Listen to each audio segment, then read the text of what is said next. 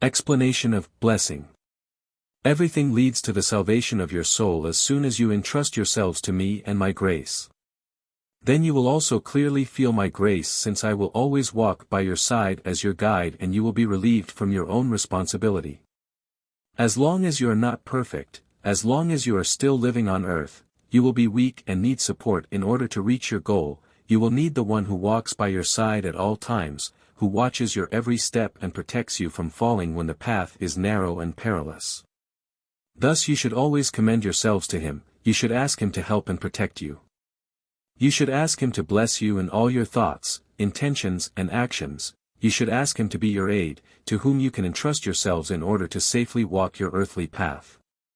You should never forget this request for my blessing. You should not start your day without first having commended yourselves to me and my care, but then you can be sure that every path is right and every deed you do is good. Then your life will also guarantee the maturing of your soul, because you will completely entrust yourselves to me, because you will have handed yourselves over to me and no longer want to live your life without me. Thus my blessing is a very important factor which should not be disregarded, since a way of life blessed by me can only lead to the right goal, to the final union with me. And I will not withhold my blessing from anyone who asks for it, who consciously asks me for my blessing. Because my blessing means the flow of my strength of love, it means the Father's guidance, who wants to guide his child to the right goal. And truly, you cannot ask for anything better than my blessing, no matter what you undertake.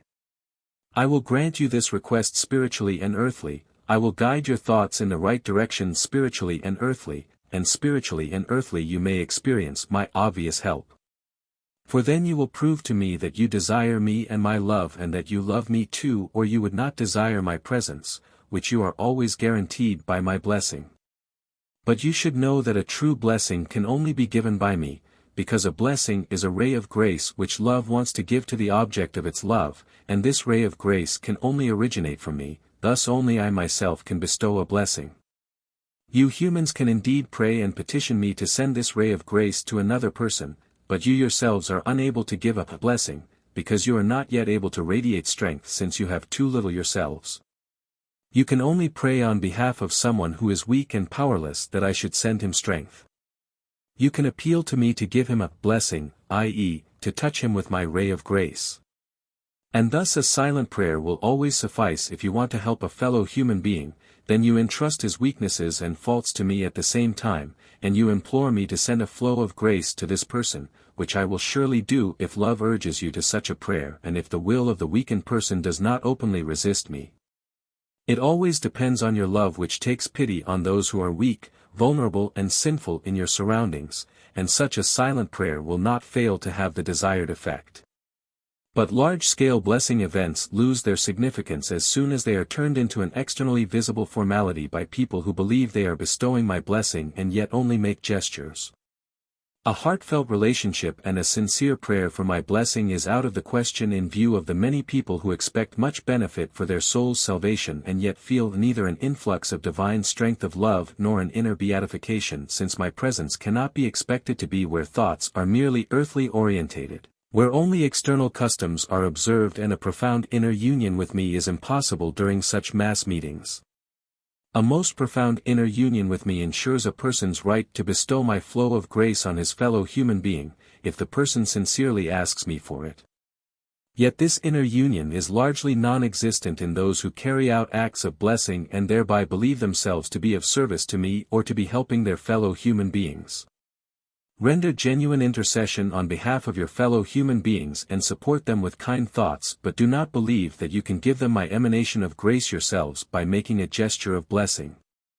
Even the word blessing has, to a greater extent, already become a concept of formality, yet it means nothing else than to kindly intercede on behalf of a fellow human being, and this has to arise from deep within the heart and should not become a visual gesture.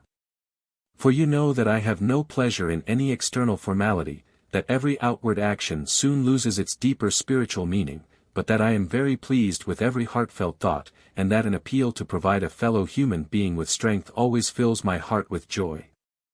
But this can be the case everywhere and without being externally recognizable when loving people endeavor to ease spiritual and earthly adversity. However, all people need a supply of grace, and every will to help is already a thought of blessing which I gladly fulfill, and I grant my protection and my grace to everyone who is entrusted to me by the love of a fellow human being. Because no person can reach his goal without my help. And you should request this help for yourselves, but also pray for those who have too little strength of their own to make direct contact with me, who still need a lot of strength and grace before they are so closely attached to me that I can permeate them with my eternal love's emanation of grace. You need my blessing and should request it every day anew by asking me to always take care of you, to permeate you with strength and to give you my grace.